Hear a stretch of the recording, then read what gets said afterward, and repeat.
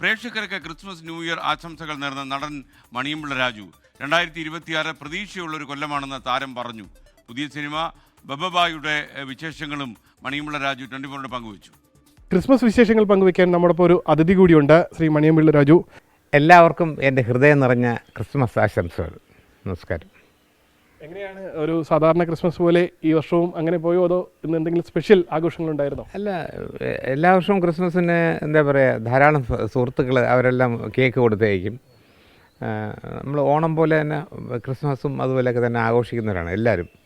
മലയാളീസ് പറഞ്ഞു ഇവിടെ ഉള്ളവർ എല്ലാം ഇവിടെ നമ്മുടെ ഇവിടെ നിന്ന് എല്ലാം സ്റ്റാർ ഇടാറുണ്ട്. ക്രിസ്മസ് ഒരു ആഘോഷം തന്നെയാണ്. ഈ ഒരു ദിവസത്തിന് വേണ്ടി എത്ര പേര് കാത്തിരിക്കുന്നുണ്ട്. പിന്നെ ഇവിടെ കരോളൊക്കെ വരാറുണ്ടോ? അങ്ങനെ പിന്നെ കരോളൊക്കെ വരാറുണ്ട്. ഞാൻ അതൊക്കെ അവരുമായിട്ടൊക്കെ അവരൊക്കെ ഒന്ന് ഫോട്ടോ എടുക്കും, അവരുമായിട്ട് മ്യൂസിക്കൊക്കെ ഇട്ടിട്ട് ഒരു രസമല്ലേ എല്ലാവർക്കും. ഞാനും പണ്ടൊക്കെ വിചാരിച്ചിട്ടുണ്ടായിരുന്നു പൈസയൊക്കെ ബുദ്ധിമുട്ടുള്ള സമയത്ത് ആരുടെയെങ്കിലും കൂടെ ഇങ്ങനെയൊക്കെ പോയാലോ എന്ന് വിചാരിച്ചു. കരോളിനൊക്കെ രസമല്ലേ ഇത്. ആളും അറിയത്തില്ല, മാസ്ക് വെച്ച് പൈസ വാങ്ങിച്ചിട്ട് വരാൻ. ന്യൂ ഇയർ ആണ്, 2026 കടക്കാൻ പോവുകയാണ്.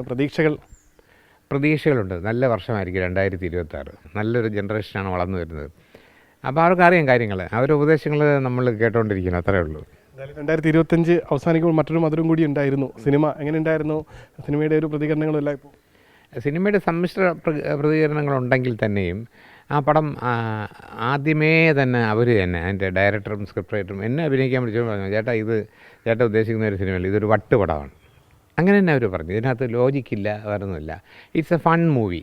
അപ്പോൾ അതിന് വേണ്ടിയിട്ടുള്ള മസാലകളും ചേരുവകളും ഇവിടുത്തെ ഫോർമുലാസും എല്ലാം നമ്മൾ ഉപയോഗിച്ചിട്ടുണ്ട്. അല്ല ഇതൊരു ക്ലാസിക് എൻ്റർടൈനറാണ്, ഇതിനകത്തൊരു കണ്ടിന്യൂറ്റി കാര്യങ്ങൾ അങ്ങനെയൊന്നും നോക്കിയിട്ടില്ല.